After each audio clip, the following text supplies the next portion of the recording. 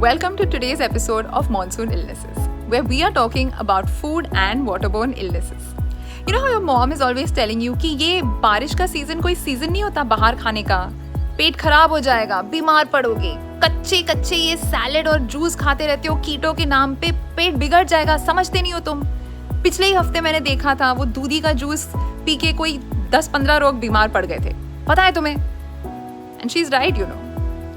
Because of flooding and overflowing of rivers into drinking water sources, पानी contaminate हो जाता है. At the same time, the weather is hot and humid, which is ideal for bacteria to grow in food that is kept out for too long. So, food and waterborne illnesses are very common in this season, namely diarrhea, dysentery, typhoid and hepatitis. So literally, monsoon में tip tip जो बरसा पानी ने आग लगाई. अब इनमें होता क्या है? Diarrhoea is basically loose watery stools. बहुत बार वॉशरूम जाना पड़ता है.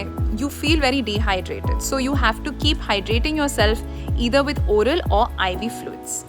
Dysentery is when you have loose motions, but they are accompanied with blood or mucus in your stools. Abdominal cramps भी हो सकते हैं यहाँ पे, and here you need antibiotics.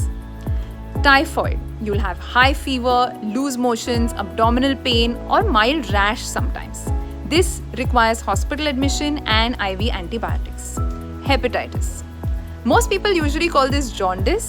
Now, medically jaundice means a yellowish discoloration of your skin or the white part of your eye that we call conjunctiva. Now, hepatitis is an inflammation of the liver and can have mild to very severe symptoms, ranging from jaundice, fever, loss of appetite, or in very severe cases, liver failure.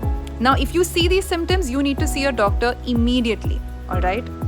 All of these diseases can be treated, or even better, they can be prevented. So let's see how to prevent them. Now, although these diseases are caused by a variety of bacteria and viruses, they have a common pathway for transmission. So, last week we spoke about chain of infection. And in case you haven't seen that video already, please do click on the link below and check it out so it becomes easier for you to understand this week's video. So, we'll try and fit food and waterborne illnesses in the chain of infection. Here goes. Source: various bacteria and viruses. Reservoir: intestinal system for diarrhea and dysentery, gallbladder for typhoid, and liver for hepatitis. Portal of exit: intestinal juices, gallbladder bile, and liver juices, all of them come out through one and only one portal of exit, and that is, your feces. Mode of transmission. So we commonly call this, and you're not gonna like it, fecal-oral route. Now, this basically has 6 F words that I want you to remember. They are fluids, fingers, flies, food, fields, and fomites. Remember them? We'll come back to them. Portal of entry, like we already said, is oral. Susceptible host is anyone whose body cannot fight off or limit the infection. So special care always has to be taken for the immunocompromised. So how do we prevent it? Remember all your F words. Fluids, which is basically water. Proper purification of the water that you consume, either by boiling or RO treatment. Fingers is contaminated hands, and thanks to COVID, all of us know all the ideal steps of hand washing. So hopefully this will help in prevention of these diseases too this year. Flies, they carry disease especially in areas where there is open defecation. So to prevent that, you need barriers for houseflies, at the same time prevent open defecation. Food, eat only fresh, home cooked food. If you have to eat outside, make sure it is hot and fresh and not stale and kept out for too long. Avoid eating raw foods and juices. Fields, which is basically soil. It's important to clean your hands thoroughly if you have come in contact with soil.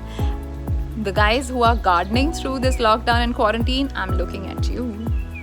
Also, remember that contaminated soil also contaminates water flowing past it. So be very careful again with the water that you are drinking. Fomites. Thanks to COVID, we all know what fomites are. Surfaces that we regularly and unconsciously touch, like doorknobs, railings of staircases, even your own cell phone. All of these can carry the infective organism if your hands are unclean. So, Wash your hands thoroughly and clean these infected surfaces regularly. So that was our episode on food and waterborne illnesses. I do hope it helps you navigate through all those important life-changing decisions like whether or not you should have that pani puri. Don't. Just don't. Control your cravings. Until next time, stay safe and stay healthy.